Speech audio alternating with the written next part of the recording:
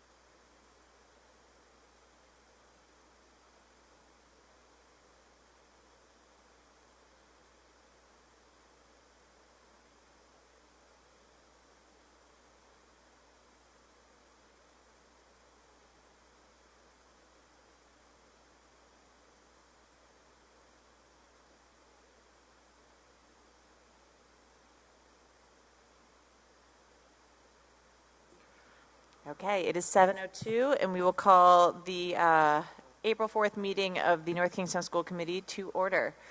So the first item on the agenda is the Pledge of Allegiance, so please stand and join me in the Pledge of Allegiance. I pledge Allegiance to the flag of the United States of America and to the republic for which it stands, one nation, under God, indivisible, with liberty and justice for all. Okay, roll call, please. Erin Earl. Here. Robert Case. Here. Jennifer Hoskins. Here. Jennifer Lima. Thomas Bryady. Christine LaPierre. Gabriel Anthony. Okay, thank you. And the calendar? Tuesday, April 18th, school committee business meeting. Tuesday, May 2nd, school committee business meeting. Wednesday, April 19th, policy subcommittee, 4:30, location is to be determined. Wednesday, April 26th, DEI subcommittee, 6 p.m., central admin conference room. School committee office hours, Monday, April 24th, 6:30 p.m.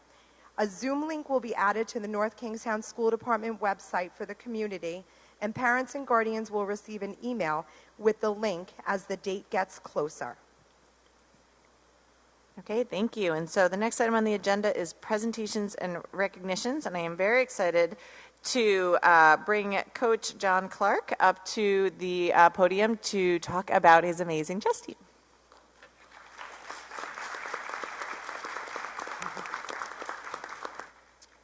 Thank you, Dr. Earl, for the introduction, and thank you to the Town School Committee for the invitation to be here this evening with the Hamilton chess team. I brought with me some of the finest students and kids here in North Kingstown, so thank you very much for bringing us out here to meet you guys tonight. I'd also like to thank Ms. Clark and the entire Hamilton team for all their support for the last 2 years. You guys have been absolutely fantastic and tremendous supporters, so thank you, and I apologize for wearing the wrong Husky shirt. Ms. Clark here. Before recognizing the students, I'd also like to very quickly thank Joel Hanks, who runs the Rhode Island Chess School, and Ed Paguga. They've both volunteered, number one, their school for all of our practices, as well as a lot of their time. And you won't meet better guys and better chess players, for that matter. They are absolutely the brains behind the operation here. Would you guys agree? Yeah. And then that's the brains of the operation. The brawn is Lydia Harnhart. Lydia, stand up real quick. Lydia, all the dirty work that kept the chess team running this year, Lydia's the one who did it, so thank you very much, Lydia. We really appreciate it. And then we have the amazing 17 members of the Hamilton chess team here. In its second year of existence, they finished in third place for 2 years in a row in the Scholastic Rhode Island Chess League, and this year won the State Open Chess Championship on Sunday, March 19th at the Crown Plaza Hotel.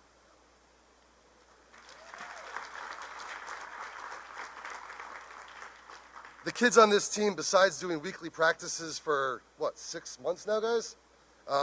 Countless hours at home playing chess with their parents, with their friends, online, all summer. You're not going to find a harder working group of kids than you're going to find right here. And chess is a tough game because you lose a lot, it's mentally taxing. There's a lot of times that you feel just, man, I can't believe I didn't see that coming, right, guys? It's a lot of work and it's mentally tough. But the amount of resiliency, the intelligence, the hard work, and the growth that these kids have shown over the last 2 years that I've gotten to work with most of them has been absolutely fantastic. And it resulted, guys, all that hard work in us being state champions. So if I could very briefly, I'd like to just call everyone up here real quickly. All right. The 2022 Hamilton chess team. Nathan Adelson. Come on up, Nate. John Adelson. Exensius Afendoulis. Jack Alcorn. Not here tonight. We have Jackson Benson. Eamon Bradley, you know you're next. Hannah Chesney. Daniel Clark. Asa Diehouse. Peter Hirsch. Grayson Hudson. Taylor Mason. Owen Mason. And Reagan Sunheim. Reagan, when you head up there, why don't you grab that trophy, bring it up there with you. Mrs. Clark will bring it. Your 2022-23 state champion Hamilton chess team.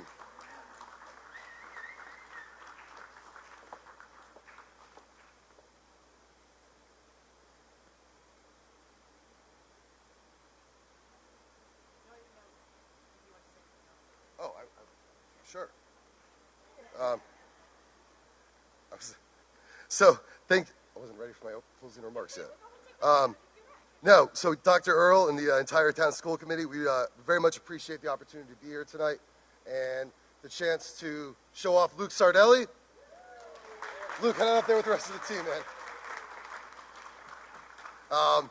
These kids are an absolute credit to their parents and to the Hamilton Elementary School and the entire town of North Kingstown, so thank you, and we'll run it back next year with Wickford Middle, right, guys?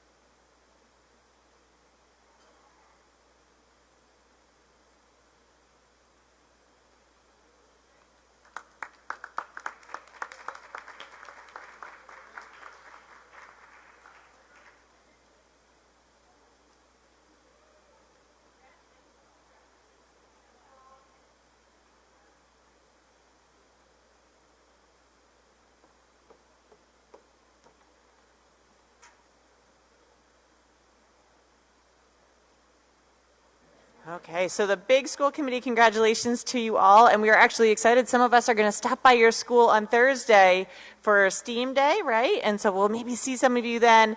And I know you're probably hungry and busy, and so feel free to leave. And so feel free to get going if you'd like, and you're also welcome to stay. So thank you so much.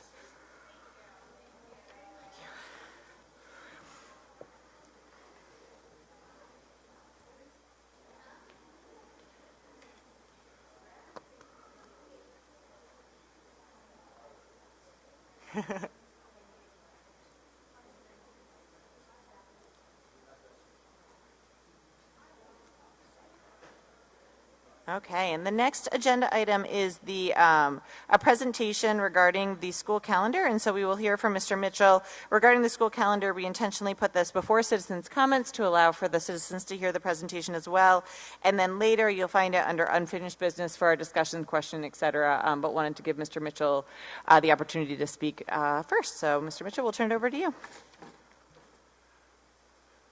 Thank you, Dr. Earl, members of the school committee, and everyone here this evening.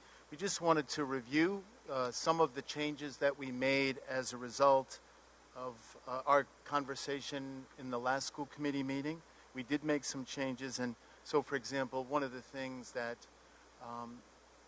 was requested that we, whenever possible, move the professional development day to either a Monday or a Friday, and we were able to do that. One of the other requests was to give everyone the Wednesday before the Thanksgiving Day holiday off, and we were able to accommodate that. So the calendar that you have before you has those minor changes. The only thing that we decided that we should not do at this particular point in time is make those professional development days half days, and there were two reasons for that. One, probably the single biggest reason that we discussed on a regular basis was the inconvenience that it does present for the families with elementary age children. That did come up a lot. And we also felt that a decision of that magnitude should be considered by the new administration, that is with certainly with the new superintendent who's coming on board in a few months, and with our new assistant superintendent, Mr. Mezzanotte. So those are the changes that we made. The one thing that I would note, the April 23rd Professional Development Day, we decided that it was important for that day to remain. And the reason that we felt we needed to hold that particular day as a professional development day is because that is a state professional development day, and the state provides multiple opportunities for staff professional development outside of the district on that day. So we decided to hold that day for the state PD opportunities, so that the last day of school will be on June 17th. I don't know if anyone has any questions, but we would respectfully request and ask for your support of this calendar. Yeah, so I think we'll hold questions for now. We'll do citizens' comments, et cetera, and then when we get to that and unfinished business, if any of the committee has questions, we'll let you know. Thank you so much. Thank you. Okay, the next item on the agenda is citizens' comments. So we have a couple folks who have signed up, and if anyone else would like to, please let the clerks know. And so the first one on the agenda is Pam.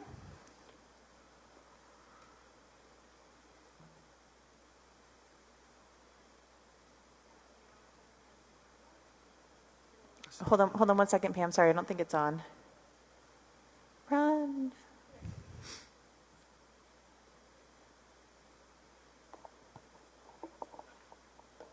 Pam Pinero, 710 Slocum Road. I didn't prepare my comments, so hopefully this makes sense. First, I want to say I really appreciate students being brought here and being recognized. I think it really grounds everyone to really remind us all why we're here, and that is for the students. And although we don't all agree, I think we all very much deeply care for the students and always have to keep that in mind. So I thank you for offering these great recognitions to our students. I think it's fabulous. I have some questions about the calendar, so hopefully that'll be addressed later.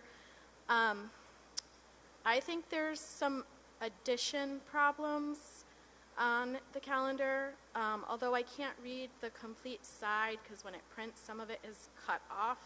In January, I count 20 school days, which the cumulative account would then be 93. I think it's that right to read day.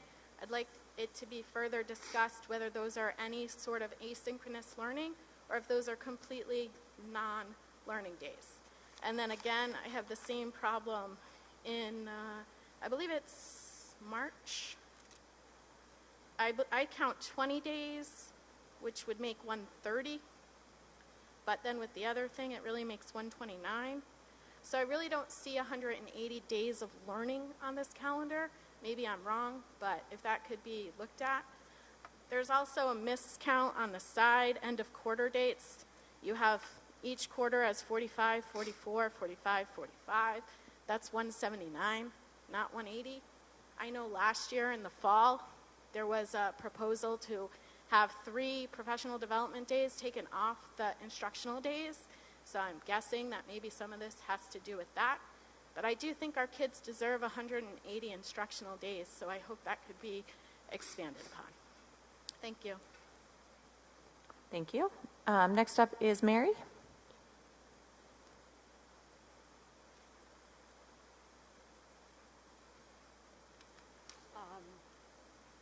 For towns, my name's Mary Warbeck. I'm Thank you. from Saunderstown, Rhode Island. For towns, schools and public buildings are often their greatest assets, outwardly revealing what matters most to their townspeople. As we look to building a new middle school, we hear of many state mandates. Rhode Island's Act on Climate 2021 sets mandatory and enforceable goals of a 45% reduction in greenhouse gas emissions and a 100% conversion to renewable energy within the next 10 years. 2 bills currently at the State House, SO 537 and H 6008, would provide that by June of next year, the Rhode Island Department of Education and the Office of Energy Resources develop regulations to meet the latest NE-CHIPS Northeast Collaborative of High Performance Schools standards of net zero energy capable schools. A net zero energy building produces at least as much renewable energy as it consumes. The latest version of any CHIPS from 2022 assumes new schools will address climate change vulnerability and will last 60 to 100 years into the 22nd century. What exactly is a mandate? I go to my old Webster dictionary and look up the word. It comes from the Latin words manus, meaning hand, and dari, meaning to give. To mandate then means to give into one's hand, to entrust, to command. Now it has been put into our hands to build a school. We're entrusted to act for our kids and our kids' kids and their future communities. A net zero school can be constructed at cost almost comparable to traditional schools. The real savings come by saving taxpayers very significant dollars every single year throughout its life by greatly reducing energy and maintenance costs. We can create many high-quality jobs. We can provide an educational experience that recognizes and devoted to ensuring the future of our planet. But we must act vigilantly. We are one of several districts in a fast track for funding deadlines, which I'm sure you all know. 30 seconds. In our haste, we cannot lose sight of the goal of the most renewable, energy-efficient school we can build. I beg you to include architects and builders with net zero experience to be part of the process from the very beginning. Please lead by example and elevate our community to one devoted to a sustainable future for us all. Thank you. Okay, thank you. And next up is Diane.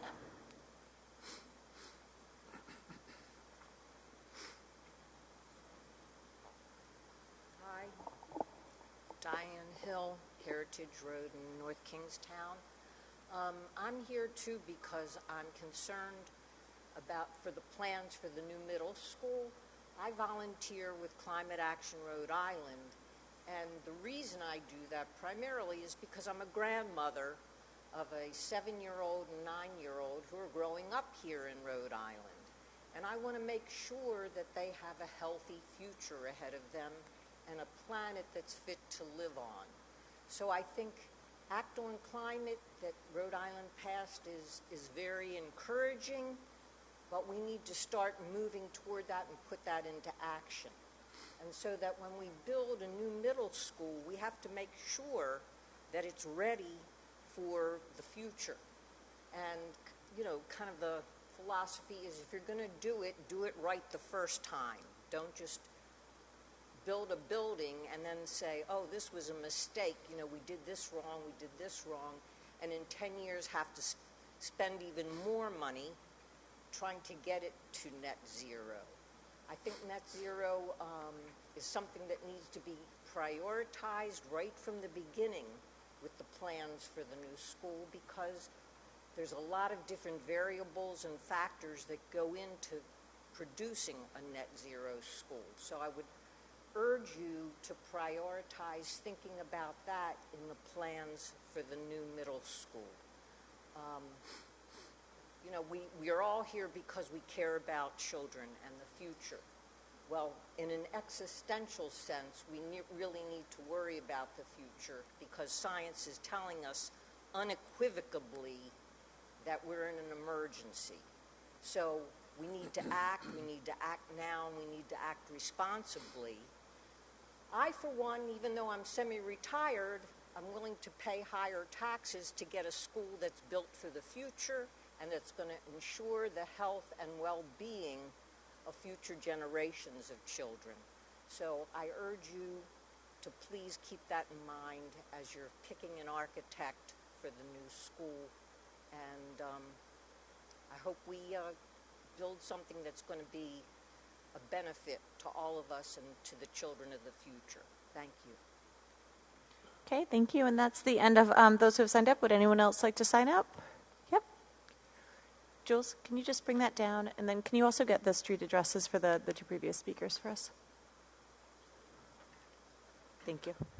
Bob Vanderslice, 151 Prospect. So I agree with the last two speakers. I also had been volunteering with a mental health first aid program for South County. There's an opportunity to get free training to parents and members of the community on suicide prevention. So I'll be contacting folks newly hired with the administration, but there is an hour-and-a-half program available to help people deal with those that are vulnerable to suicide. Unfortunately, these very great trainers, their grant ends in September.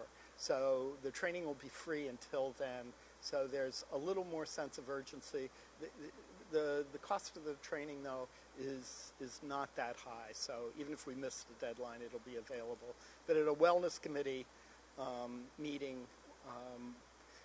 going over the curriculum, it worried parents that their children would be taught about suicide and suicide prevention. And they go, well, what if they ask us questions? And I thought, that's a very good question. And guess what? We have training for that. So I'll be approaching you all again, and maybe we can get some free training here. Thank you. Thank you. Anyone else signed up?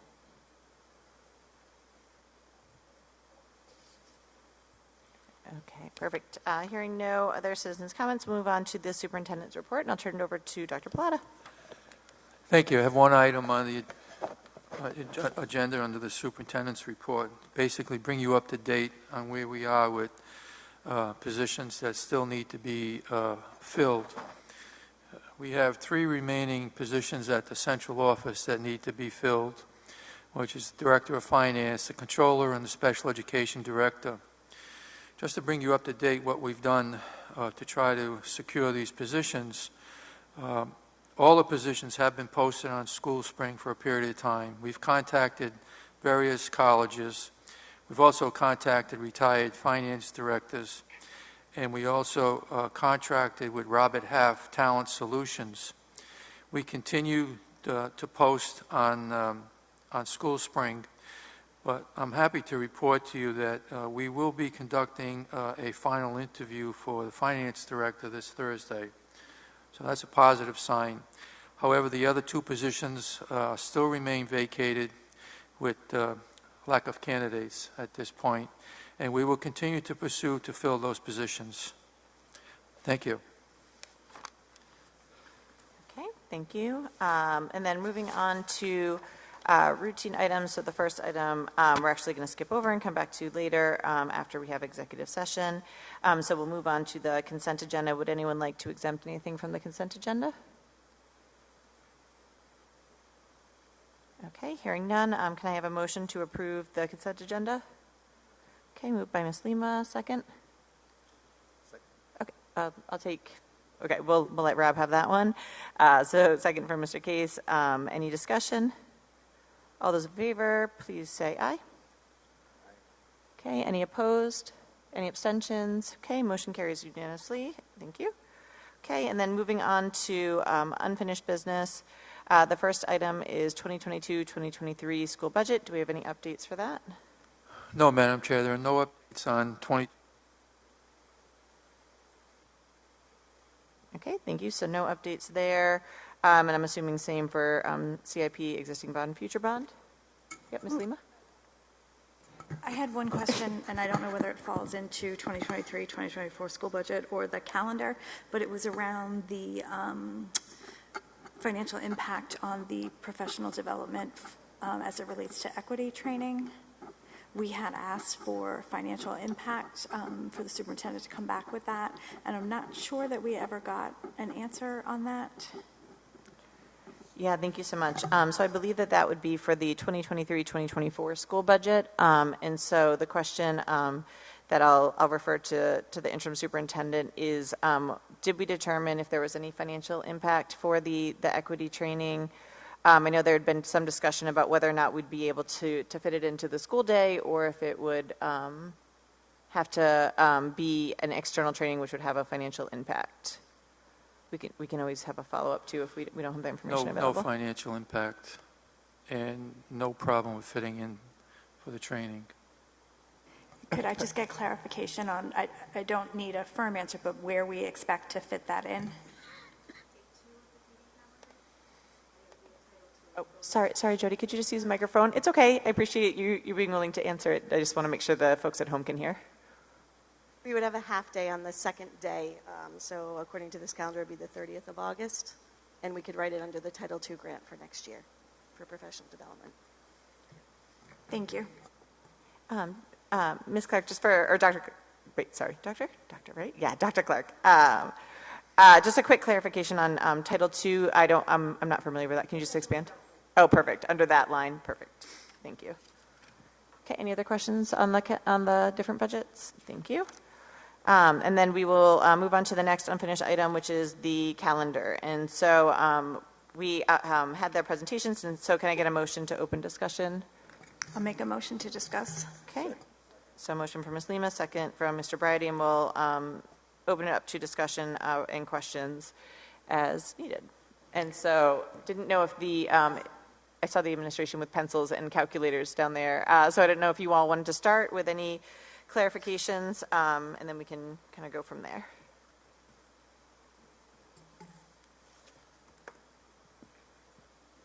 Thank you, Chaz. Just for your information, and Dr. Clark was an active participant in the development of this calendar, as were others. You know, one of the decisions that was made was to utilize 2 of the 180 instructional days to continue with the right to read training. So it is true that that we are using 2 instructional days to continue with the right to read professional development, which has created, as you probably all know, challenges not only for North Kingstown but every other district in the state. So we're getting close to being done with that training, but I think everyone was in agreement that it would be better to use those 2 days, as difficult as it may be, rather than try and fit the professional development in piecemeal over the course of the school year. And by the way, that it would be more costly. Not that that is the single biggest reason why we would do it, but it would certainly be more costly as well, because we would have to pay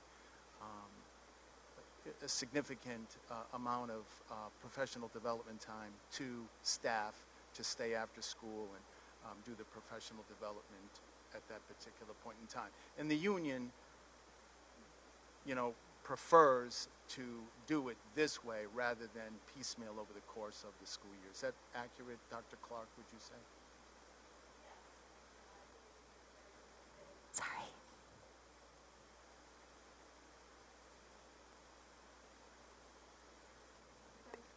To fit in any other professional development if we don't include those 2 days. So this year we were granted 1 day in September. We are asking for 2 next year, which would bring the instructional days with students down to 178. And if I recall around the discussion, this was I don't know the right word for it, but this was something that RIDE was allowing for this year, correct? Correct. And it's not going to be something that they are going to allow for much longer? I don't believe so. Right. We will be done after this year. Okay. After next school year. After this calendar that we're looking at here, correct? I had a question kind of along the same lines as Right to Read. So I heard the clarification that it would actually be 178 instructional days versus 180, which is unfortunate, especially as it is a mandated PD that I know is coming down, because I do agree with the citizens' comments that our students do deserve the days, but I also understand the challenges as well. One of the questions that I had is in previous, I believe, meetings or comments, it had come up that a lot of or a majority of the staff perhaps had completed the right to read, and so curious about would there be PD on those days for the other staff that is not connected to the right to read, or would it be a day off for that staff? Just curious about kind of for those who had completed it or didn't have to complete it, where that would land. So just to be clear on that. All staff would report as part of the contractual days of the 184. They would not need to continue. About 50% of our staff have completed the right to read in the awareness category. That includes mostly middle and high school teachers. They have completed it as of March 13th. So it would be all remaining staff, mostly elementary certified reading specialist, MLL teachers, and special education teachers would need the additional time next year. And other professional development opportunities would be given to teachers. And I'm sure you all considered this, but thoughts on, you know what I'm going to ask. Is there a reason that maybe we wouldn't do school those days for the middle school and the high school students, and then not for the elementary, or is that unheard of? We considered just childcare if their older siblings are watching kids, you know, and older siblings are going to school who would be home with the younger. Is that the only barrier to that concept? I'm just thinking about trying to get the amount of days in that are typical, but... I mean, this is, I'll give you another perspective on you know, these professional development days, and certainly I don't want to like blindside Mr. Mezzanotte, but I think any professional development opportunities that we have, we should take advantage of those. So I don't know that it's unreasonable to provide meaningful professional development for those individuals that have already completed right to read training. I believe that administrators, and with the support of central office staff, can provide meaningful professional development time. So it is my opinion that although half of the staff has completed their right to read training, I believe that that time can be used in a meaningful way. There's lots and lots of work to be done, and I just think that would be, if we don't take advantage of that time, it would be a missed opportunity. Can I just get some clarity, because I remember from these discussions last year that these days had to be specifically devoted. I just want to make sure there's no misunderstanding here. I remember last year that these days had to be specifically devoted to right to read, and even if you had completed your, I can't remember the phraseology between the two distinctions, that you would have to do, let's call it extra credit or bonus work around right to read professional development, that you could not do, let's say, professional development around math or something else. So I just want to make sure we're completely clear on what we're talking about here. You know, Ms. Leamy, your point is well taken. We have heard that, but you know, I mean, this has absolutely nothing to do with you. It has to do with the state. Like, I just wonder sometimes where logic comes into play. So if we have these days and we have an opportunity, and again, this has, my comments have absolutely nothing to do with what you said, because you're absolutely right. We have heard that, right? But if we have this time, I believe that there are things that we can do that may in fact even be related to right to read training, where we can, you know, use the time to the benefit of everyone that's participating in this professional development opportunity.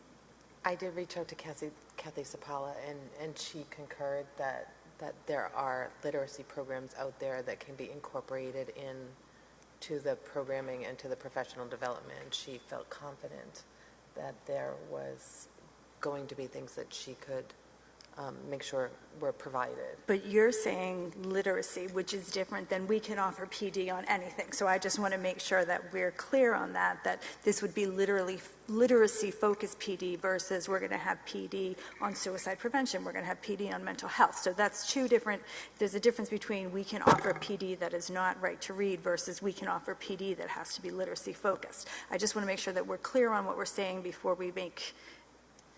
I think certainly anytime we get departments together to work on their core curriculum, that the students' literacy and literacy development comes into play with that, and there is a way to provide professional development that day in terms of departments meeting to work on curriculum that incorporates what is best for students in terms of literacy. So the math department can do math PD? Okay. Well, so what I was hearing is that the math department can reflect on the things that they learned about with right to read and talk about how they're going to incorporate that into their curriculum going forward. Okay. That's what did I hear you correctly? Yeah. Okay. So not anything, but it needs to, but that makes sense to me. If they're done with the training and different things, I want to make sure that their time is used in a valuable way, but I also don't want them to feel like we lost out on 2 instructional days, and then like, what am I going to do if I've already completed this and Right. this is a waste of my time and I can't believe I have to report on this day? Like, I want to make sure there's some balance there, but I think with proper planning, there most certainly can be. Did you want to add something, Christine? Yeah, I just want to make sure that there's clarity around the fact that, yes, the math teachers can get together and talk about science-based literacy practices. However, if there's someone in the math department that has not completed the right to read training, that they do have to complete the awareness training. Yes, Okay. yes. Can I ask a clarifying question as far as Jamestown and how they're handling their days? I don't know where you all in your school calendar conversations. We have not yet started our school calendar conversations. We do historically have those after North Kingstown has voted on their calendar. We wait for both you and Narragansett because those are the 2 districts where our students predominantly attend high school. Right to read training, obviously, as a K through 8 district, has been something that has consumed a lot of our time. And we have had dedicated PD days this year that are just focused on right to read training. Great, thank you so much. Yep. Let me just say one really important thing, and we have a responsibility to do the right thing, so we're going to do the right thing. We'll figure out a way to make sure that we're doing what we're supposed to be doing. I have no doubt about that. The one thing I would mention, though, and as far as the actual calendar goes, is I just want to make sure that we're very clear with the staff about that. And I know we have to list it as right to read day, but just thinking about like when we're rolling out the information, I don't know if we want to list like I don't want them to see it and say, oh, I'm done with that. Like I don't need to do that. And so I don't know if there's a way that we can do it with a slash or something on the calendar to make sure that we're clear to the staff and the parents and teachers about kind of what's going on with that. So maybe a slash vibe or something like that. We meet regularly with the administrative team, and we'll make sure that we get this on the agenda the next time that we meet. Other questions, comments, or discussions regarding the calendar? I have a couple other small things. I guess. Hold on. Sorry. We'll do Ms. Lima, and then we can go to Mr. Chase. Go ahead, Jen. My one question was, I know that the date of the 23rd can't move. We had talked about, in one iteration, possibly extending April break through the 22nd, figuring that many families may not want to return from April break for that one day. I don't know whether that was a discussion that administration had. I do appreciate the thought that went into the revamp of this calendar. I appreciate that you came back with feedback and that you talked to people, but I didn't know whether that was a conversation that you all had about that. That was definitely one of the things that came up. It's interesting. We try to figure out why the state chose April 23rd for their professional development. I think it's a primary day. Is that what? a rumor? Is that yes, true? I believe we've heard the same thing, and it's. I also heard that it's possible that day may move, and maybe we need to have some flexibility. I guess we would leave it up to the school committee to decide how you want to handle that particular day. But I mean I would agree that it'll be interesting to see if we do in fact support this calendar, what kind of a turnout we get on April 22nd. Oh, you might get a turnout from my children, but they will not be happy about it. That's for sure. So I did look up the RIDE calendar, and then actually I'll get to Mr. Case, and then I'll do my point. So go ahead, Rob, sorry. Oh, I was just going to ask a question. I know last time we had some discussion around Good Friday, and while I fully appreciate the trying to be equitable between the religious holidays and things of that nature, there was, we were told about there was an issue where so many people were calling out that we had to do a shuffle and scramble and close the school after all. Was that discussed? Was there a plan put in place for that? Because I know that's still a discussion in the community that people are having about that Good Friday holiday. And I'm glad that all the other religious holidays are acknowledged and appropriate time will be given off for those, and I appreciate that. But that's just my question on the Good Friday. We definitely have had several conversations about that, and that is a concern. So, we weren't exactly sure how, was the best way to proceed. And, do we honor all of the holidays with a day off, or do we do the opposite of that and allow families to make that decision, on their own as a family? And the same would be true for staff. That is definitely a concern. I don't know if anyone else, has anything that they want to say about that, but I think we were more concerned about equity under the circumstances, and I think all we can do is just hope that, the professional staff will do the right thing and come in and do their jobs on that particular day. Yeah, and I think, and I don't know the 100% history on this, so correct me if I'm wrong to those of you who had children in the district, but I believe the year that happened, it was connected to April break, and this year, the way that it falls, it's not, and so I most certainly support anyone needing to take a day for their own religious needs, whether that be faculty, staff, students. But I do think that maybe that won't be a challenge in the current calendar presented, as it's not connected to that week. I could be wrong, but that's a thought there. I did have one question/comment. When I was looking at the RIDE calendar, I did notice, one, I do have concerns about that 22nd day, and if it does stand, I know it says proposed professional development day on the RIDE calendar, and also, if that does change, et cetera, like the challenges that might have, because I am very concerned about that 22nd date and what that will do, what I feel like that is a challenge, most certainly for families, and then also for teachers, getting them back in for one day and then having that next day off. I can imagine that would be quite a disruption in the classroom as far as being able to make it a productive day. Another question I had when I was looking at the calendar, the RIDE calendar says Columbus Day / Indigenous Peoples Day. Is there a reason that we are not going with the /? I feel if RIDE's acknowledging on their calendar, I would like to see North Kingstown acknowledge it on theirs, if possible. We can make that change. All right, thank you. Other questions, comments, concerns?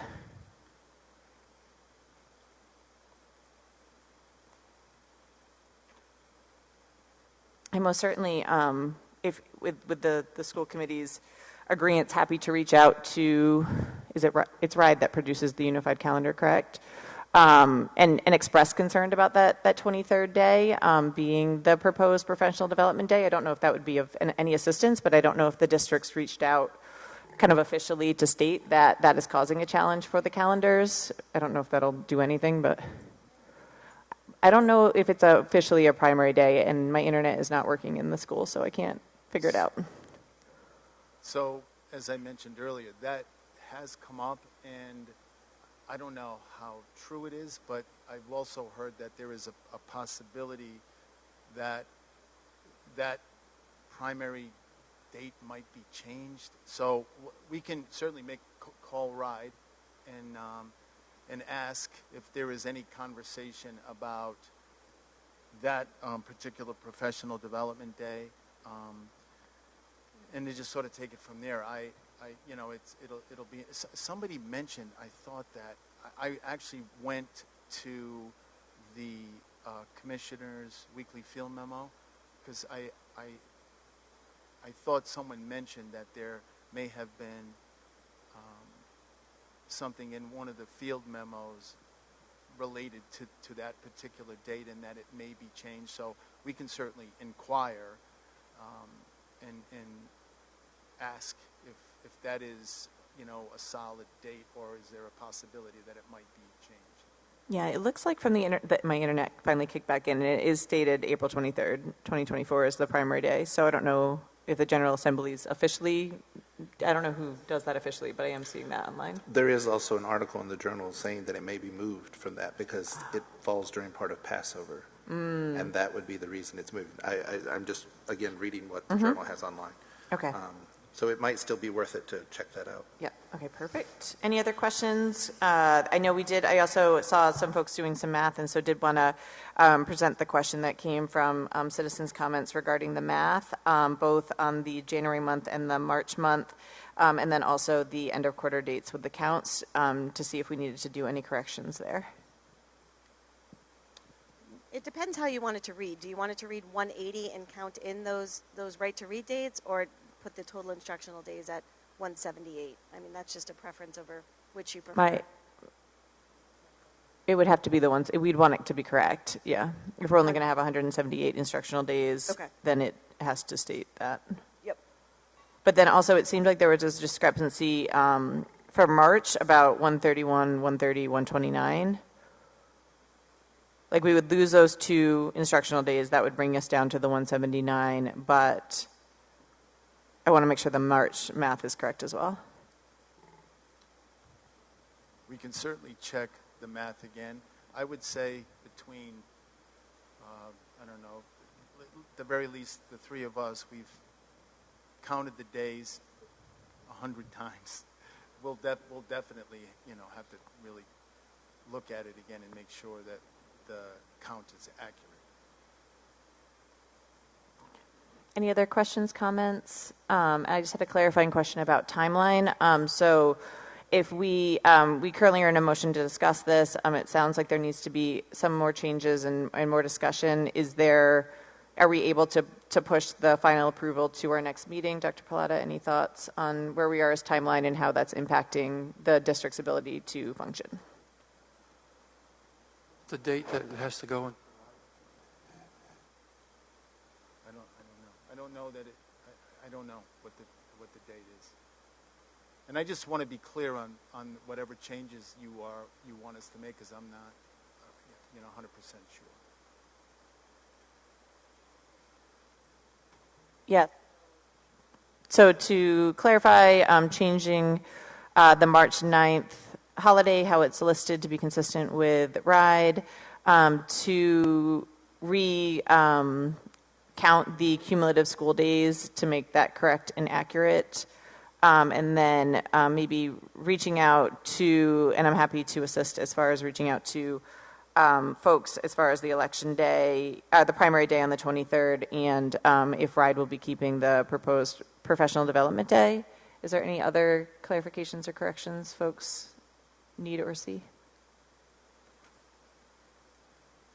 No, but so can we approve it based on those small changes, and then I think the 23rd, if it gets moved, then we just have a discussion about the state moved it, we move it. Do you want to make a motion? I make a motion to approve the calendar that was presented with the changes that were discussed. Okay, so we have a motion on the table. Do we have a second? Okay, so we have a motion from Ms. Hoskins and a second from Ms. Lima. Any further discussion?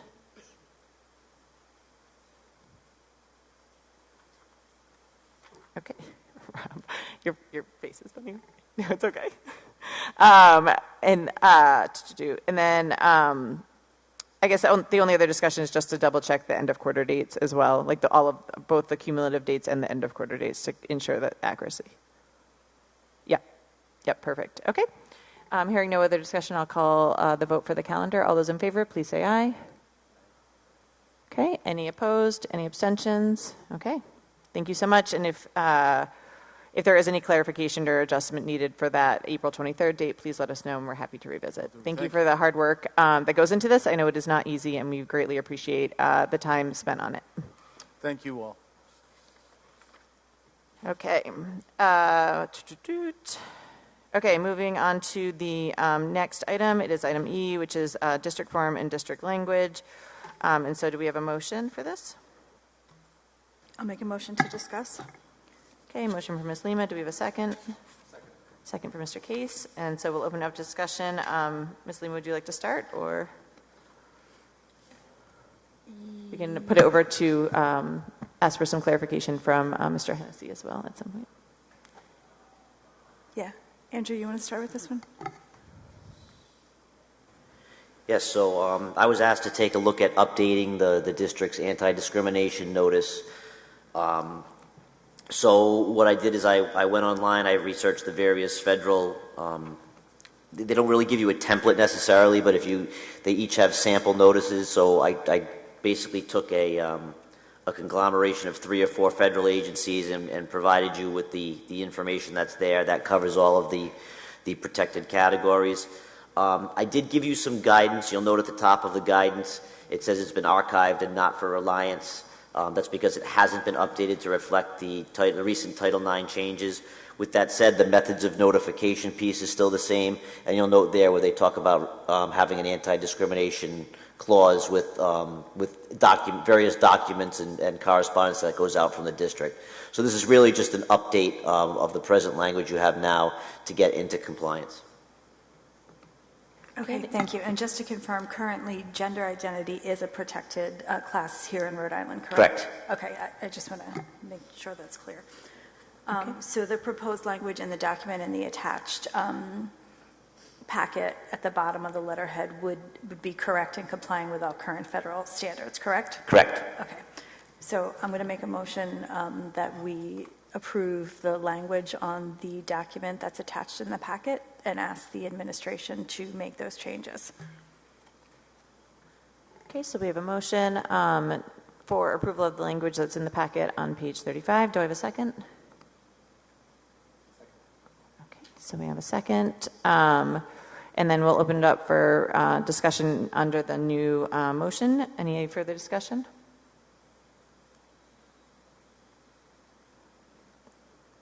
Okay, hearing none, we'll call the vote. All those in favor, please say aye.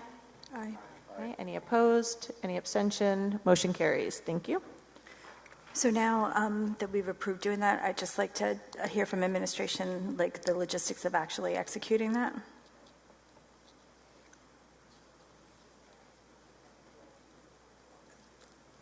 Jules, could you use the mic, please?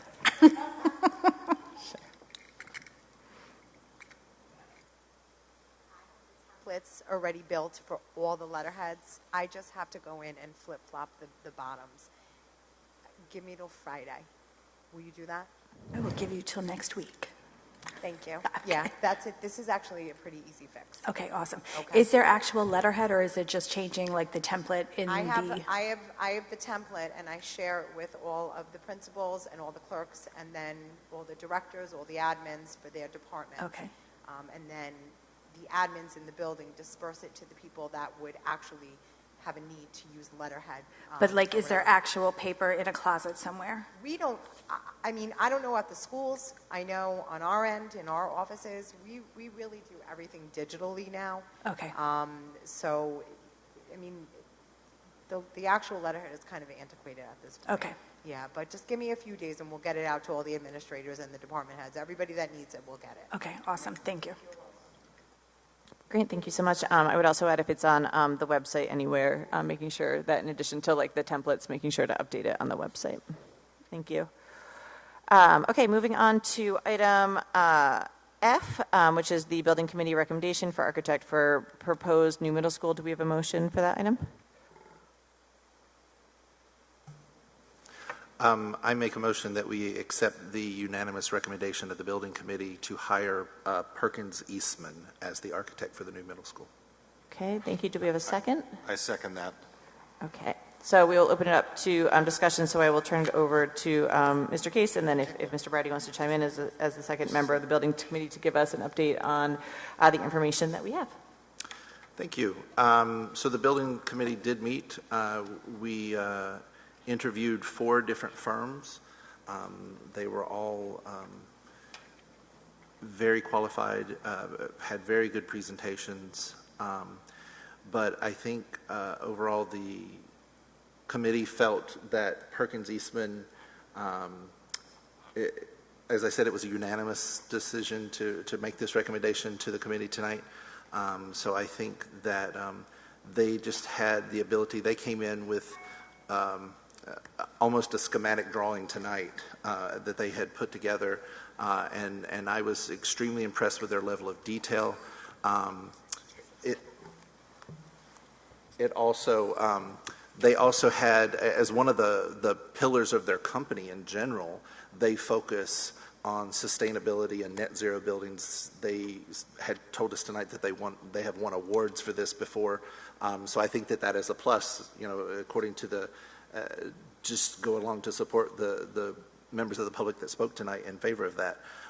So I think all of those things combined, I think they also had, in my opinion, they had a nice ability and a very strong ability to help us reach out to members of the public to get this information out to them.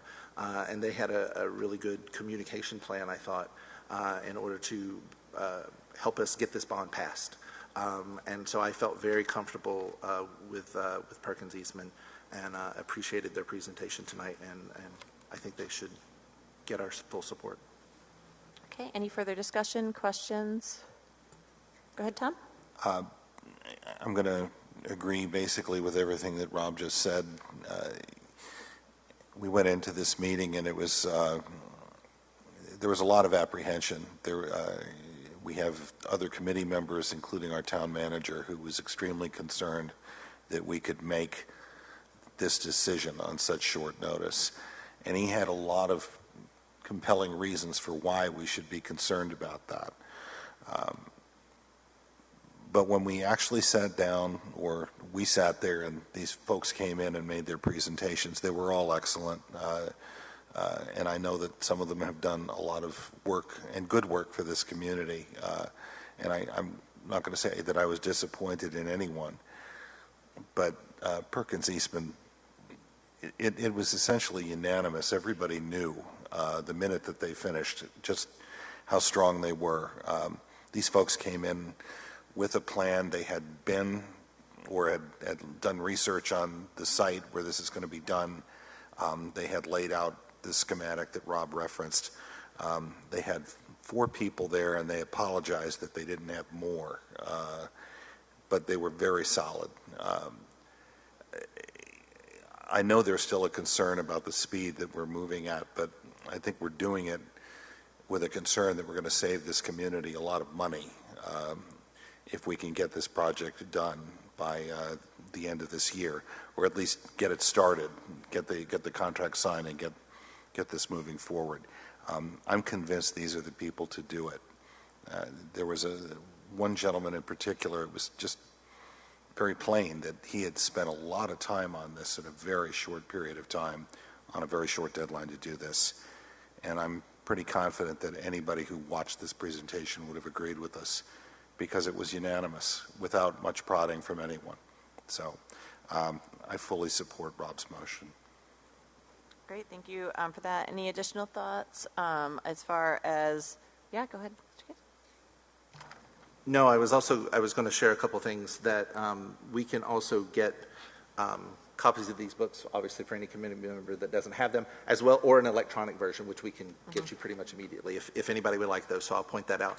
I will also point out, kind of in relation to what Mr. Bridey said, you know, the town manager had made a point, and I agreed with that point, that by hiring someone tonight and giving them the time, that we make a presentation to the town council at his suggestion on May 8th, which would be their May meeting, and that at that time they would also present their other bond questions that they had that they need to present to the town council as well on the town side.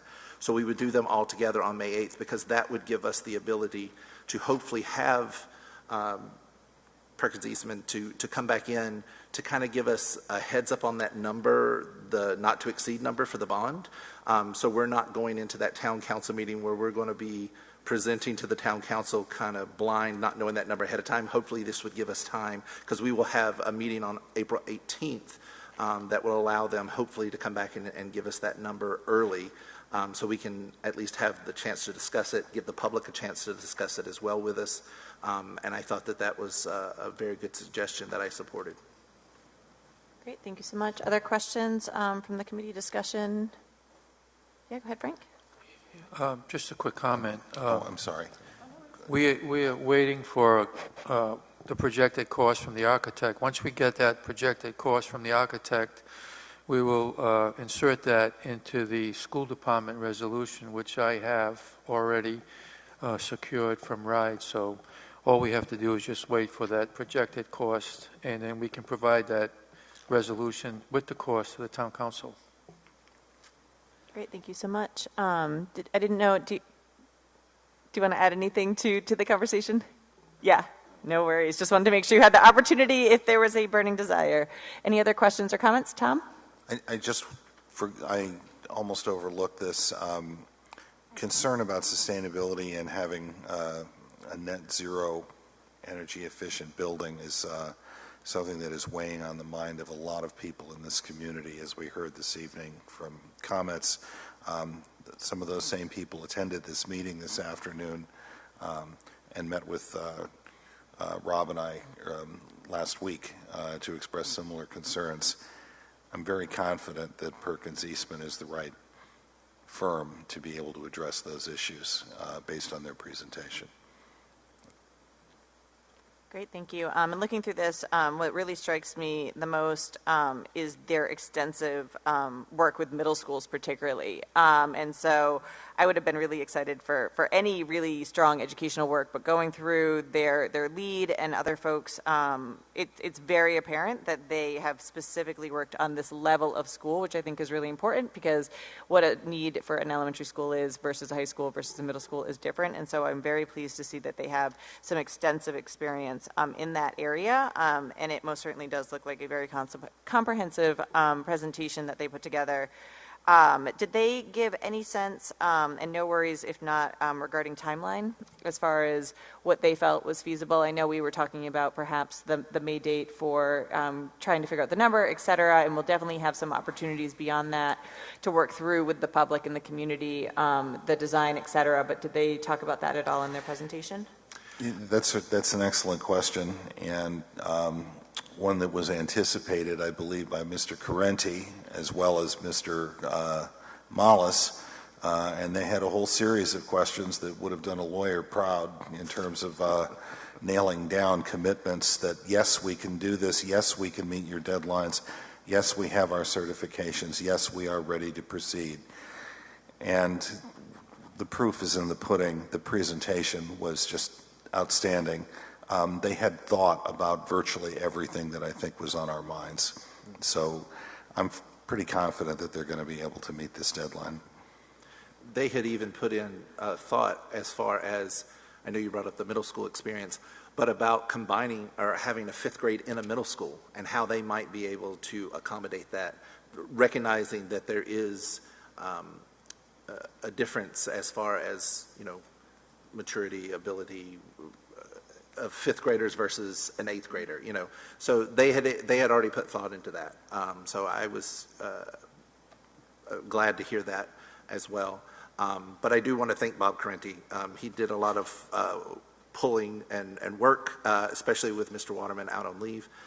So I just wanted to thank him publicly for all that he did for the building committee and the school committee over the last couple weeks. So I was impressed. Yeah. One other question I just had was, did the building committee, in addition to obviously looking at their credentials, et cetera, consider cost as far as the different architects' costs for doing the work that we are asking them to do?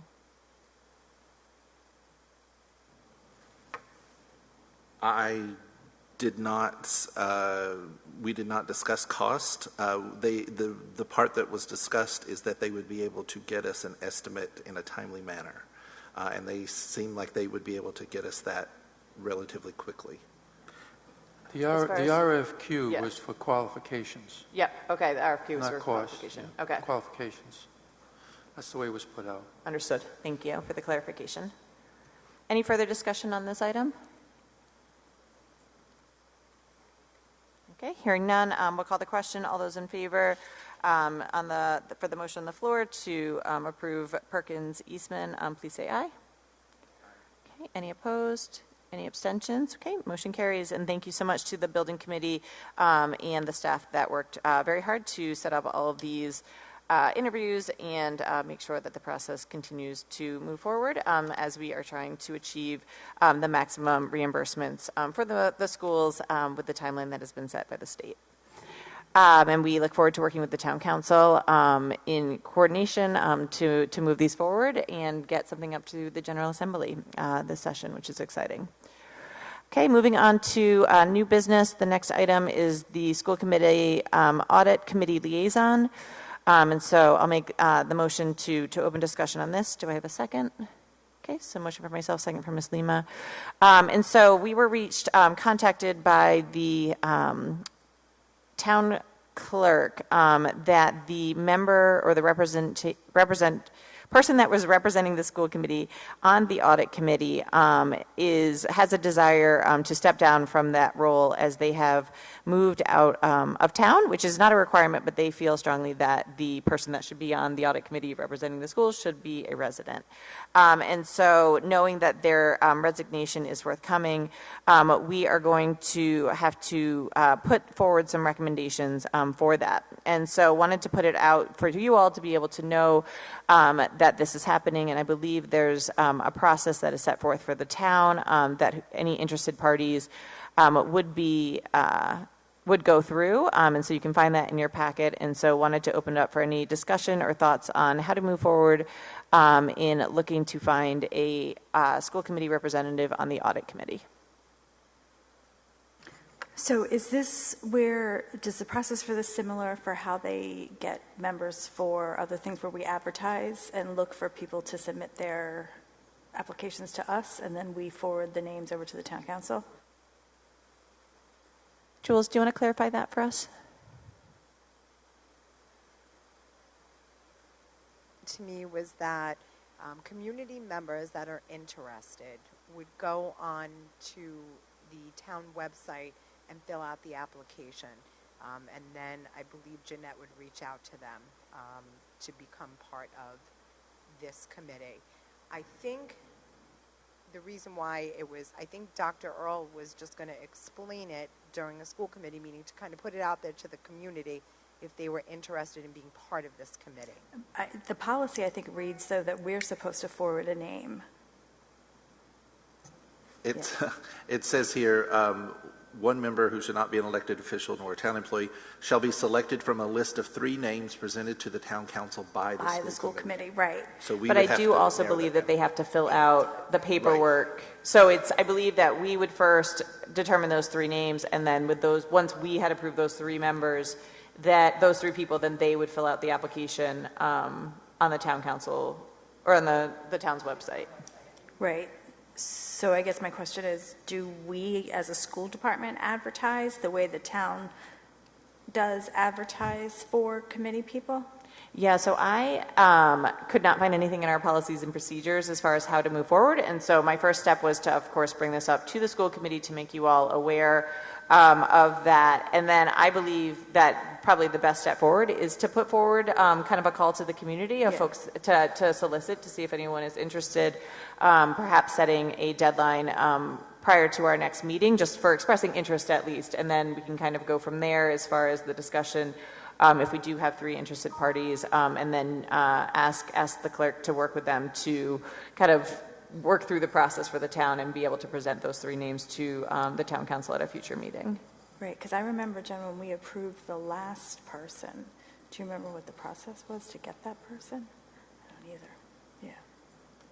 And that's something I would definitely encourage. I think we need to think about as far as kind of setting some standards for our policies for how we solicit. And I know we've talked about that for our own internal subcommittees, but also I think having a really standard process would be helpful going forward. And so that's something that perhaps the policy subcommittee, we can get on a future agenda for that to give some clarification. And so in lieu of knowing that process, I'm most happy to reach out to the former school committee chair to see if there's any information regarding the last time they did this process. But also I think, putting something out there, just at least with a call to the community saying that we're looking for that via our website would definitely be helpful as well. Yeah, I feel like this was one of those that had to be advertised type of things, like in the newspaper, old school type of way. Perfect. So we can definitely figure out the ways to advertise. Definitely can work with with the administration to get something posted in the paper and then online, and then we can share it via social media. And I'll also check with the former chair to see if there's anything that wasn't in policy, but we should perhaps do in practice. And I'll add this to the list for the policy subcommittee also. Yeah. And for those who are watching, if anyone's interested in the audit committee, we will be looking for some folks, so please let us know. We do have the central school committee email that you can reach out and express that interest. So if anybody is very excited about this news, please let us know. Any further discussion on this topic? Okay, so hearing none, we'll move on to correspondence. And as a reminder, with correspondence, we are going to start, at this meeting is going to be our first one, where we're going to report out on our correspondence. We most certainly understand that not all community members can come to our meetings and speak, and though we are very grateful for those who do make the time and are able to do so. And so we wanted to make sure to be transparent with the correspondence that we receive. And as I just mentioned, we do have the centralized school committee address, and that is what we will be reporting out for correspondence. Some of us get individual ones, but this will be specifically pertaining to ones that go to the entire school committee, and I believe Ms. Lima is going to give us the correspondence report for today. Okay. On 3/27, Crystal Simas regarding school safety protocols. On 3/28, Kirsten Gallagher regarding NK school police presence funding. 3/31, Pam Panero regarding subcommittee meeting scheduling. 4/1, Lisa Garcia regarding 2023-2024 school calendar. 4/1, Orwin Smith regarding NK faculty and contract concerns. 4/1, Jody Clark regarding Facebook smear campaign. 4/2, Hamilton Elementary PTO regarding Hamilton Elementary STEAM Day. 4/2, Mary Warbeck regarding new North Kingstown Middle School. 4/3, Mary Warbeck regarding an example of a net zero energy school. 4/3, Diane Hill regarding plans for the new North Kingstown Middle School. Great, thank you so much. And for the correspondence, we do try very, very hard to respond to as many emails as we can, but also just a reminder to the school committee, we don't reply all, so just important for the community to know. We want to make sure that we are in compliance with the Open Meetings Act, and so sometimes folks that do email that email address will get a response from one of us, but no, we intentionally do not reply all to not accidentally violate OMA. Moving on to reports, I do not believe we have any special reports tonight. Financial report. We have that in our packet, and so if the administration wants to provide any information on that, or if the committee has any questions. No, it's just informational, the bank reconciliations. Okay, thank you. Any questions on the financial report? Okay, hearing none, we will have 2 subcommittee updates. I did notice that by sure oversight, we did miss the Wellness Subcommittee and the CLAC Subcommittee on this, and so we'll make sure to get those on the next agenda, and also just a request to those who are running the subcommittee reports, when we do see the draft agenda, if you do notice that we missed one and you had a meeting in between, please notify the clerks so that we can get the updates there. So my apologies on that. Address that just for a second. In speaking with Ms. Palazzo yesterday, I think that it might make sense in the future for us to, and this was her suggestion, I'm not this smart, to just simply say we'll have subcommittee reports, and that would cover all of the subcommittees. Andrew, will that work as a blanket? It's preferable to include the particular policy subcommittees that are going to report out. Yeah. So maybe a compromise there is we could list all of them on the agenda draft, and then if you know that one can be taken off, you can notify the clerk, and so we'll kind of list them all, and then if there is no report, we can try to get them removed.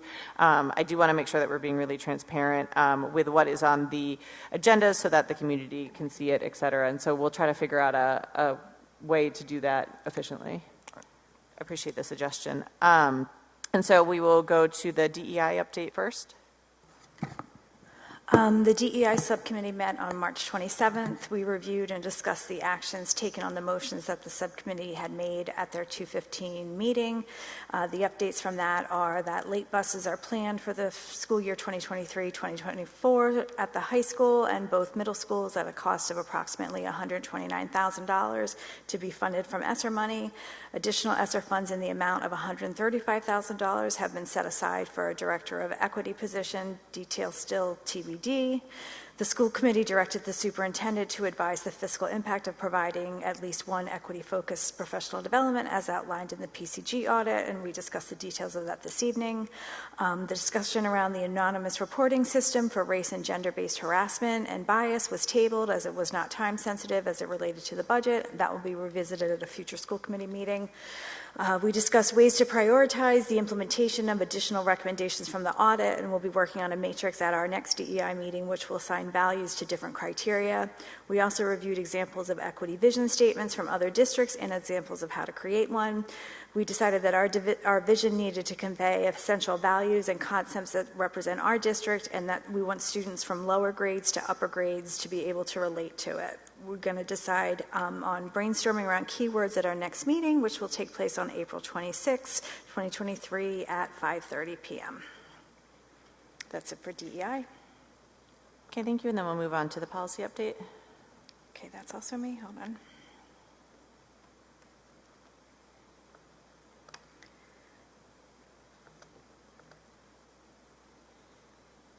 The policy subcommittee met on 4/3. We had a second read on the use of buildings and fields policy and are hopeful that we'll be able to find a way to strike a balance between not burdening our town's nonprofits while still providing for the maintenance of our school buildings. We also had a first read on a policy relating to investigation and administrative leave, and we discussed potential changes to the current policy for our foreign exchange program. These policies, as well as the professional conduct with students policy, will be on the agenda for our next meeting, and specific district personnel will be invited to provide their input. Because this committee did not meet for a while, we've scheduled our next meeting for 2 weeks out, and we'll be meeting on Wednesday, 4/19 at 4:30, location TBD. Okay, thank you so much. Because we flip-flopped today, we will now go into an executive session. Can we have a motion to do so? Second. Okay, so motion from Ms. Lima, second from Mr. Case, and I will read the information. And so in pursuant to RIGL 42464 for discussion of, hold 1 second. It's not my first day, I got this. Going back to that, so we'll be going into executive session pursuant to RIGL 42464 for the discussion of item G, discussion of any investigative proceeding regarding allegations of misconduct, either civil or criminal, pursuant to RIGL 42465A4, matters pertaining to safety/security pursuant to RIGL 42465A3. And then we'll come back at the end, seal the minutes from that executive session, and then adjourn the meeting. So.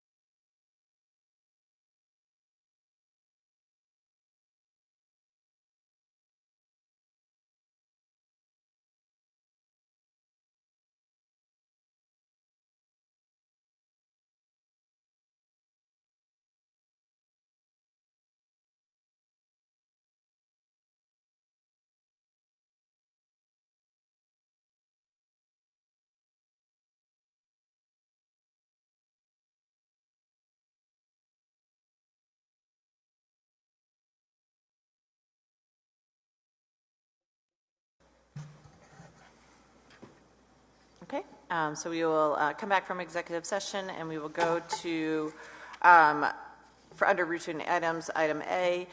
So we will disclose that there were no votes taken in executive session today. And can I please get a motion to seal the executive session minutes? So moved. Okay, motion from Mr. Case. Do I have a second?